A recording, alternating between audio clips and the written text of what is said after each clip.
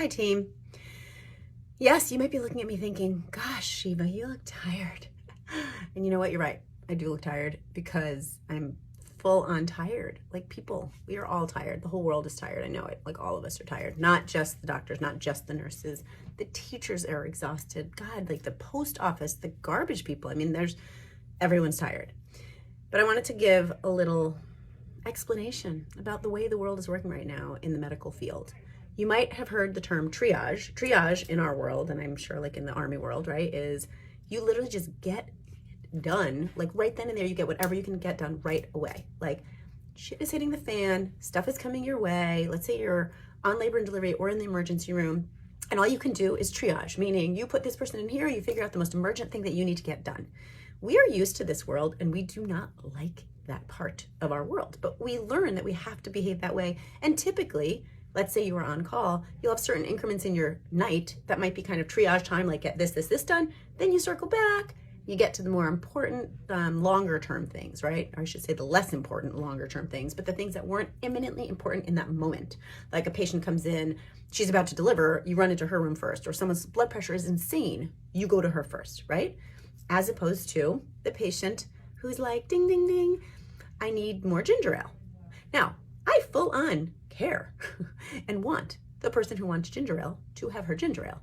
But in that moment, you might understand why the person whose blood pressure is skyrocketing high in pregnancy may be more important. And when I triage my ability to take care of someone and meter out the resources I have, like our nursing staff and our residents and our doctors, guess who's going to get more attention? Yes, the person who's like blood pressure's going crazy, because that's safety. We have to take care of it. It's not to say we don't care about service. That's not to say we don't care about your ginger ale. But you see where I'm going? And I bring this up because of late, a few people, not patients actually, people outside of patients, and not one. So if any of you who did have this conversation with me are listening, I'm not singling you out because I get it. But I want to make a plea to all of us, and I include us, because I try to be very understanding of other fields, because I try to apply like what I know is happening in my field to other fields. Like I try to really not be angry at teachers or at the schools or at, again, the garbage people who didn't pick up the stuff or all those things, because I get it. Everyone is strapped in, and whether or not you know the term, everyone is working under triage circumstances right now. That's not wonderful. We kind of thought we would be done with that back, like, again, I joke, dog years, March of 2020, which was like 14 years ago, right? In dog and COVID years. But here we are, 2 years later, we're still in triage time. In fact, we're back in it because we're in this fourth wave of OmiCron, and OmiCron is taking people down, not down, death and destruction for many people, but sadly, many people who are immune compromised are getting still deeply sick. And the problem is, for those of us who are not getting terribly sick, we are still getting pulled out of the workforce. So your healthcare workers, your doctors and nurses, even though they're getting put back in the workforce sooner than the rest of you and sooner than we would have thought, because we need the workforce. But imagine just the sheer numbers of people getting sick mean there are fewer doctors and nurses and aides in the hospital and all the people you need to get everything done. So what does this mean?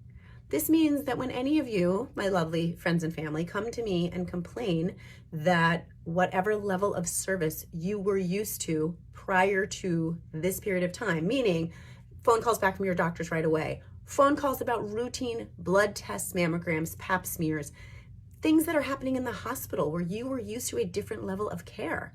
And I understand it's deeply frustrating because this is still our health, and I care about your health. In fact, I'm going to post in the next day or two about our screening tests and how we do still need to pay attention to the screening tests. And yet, we also need to understand each other's industry.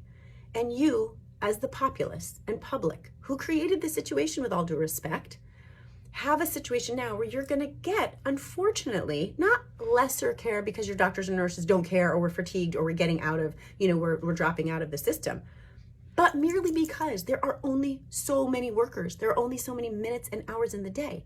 So if you, for example, have a pap smear and you would have gotten a phone call or a message in 2 to 12 days prior to 2 weeks ago, it might take longer, because now all the doctors and nurses and lab workers and lab technicians and the people who drive your pap smear from the doctor's office to the lab, and then the technician who actually runs the pap smear, and then the person who makes sure the results are in the hospital computer that runs the lab, and then it gets to a doctor's office, and then the doctor's office has to field that. They need to have secretaries who are fielding all the information.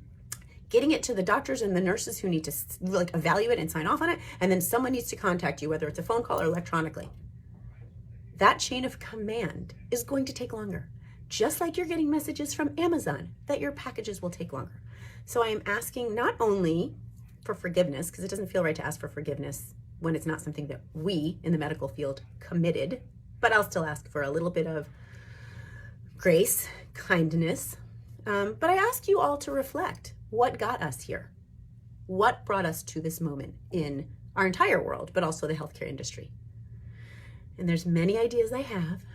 I'm welcoming whatever your ideas you have, but none of this was because the doctors, the nurses, the teachers, this was not because the medical and healthcare and education field, the workers, did not want this. In fact, many of us had ideas as to how this could have been prevented. Okay, I'm gonna go see a boatload of patients today with my KN95 on. Okay, no more cloth mask for me during these periods of time. And I'm just gonna try to do the best I can and hope that everyone leads with grace and understands that we are all in this. The doctors have not been resting. So please just think of that nugget next time you get angry at whatever industry you're angry at, and remember, they are working with a thinner staff. I'm saying this all smiling. Inside, I'm not smiling. Okay, bye-bye.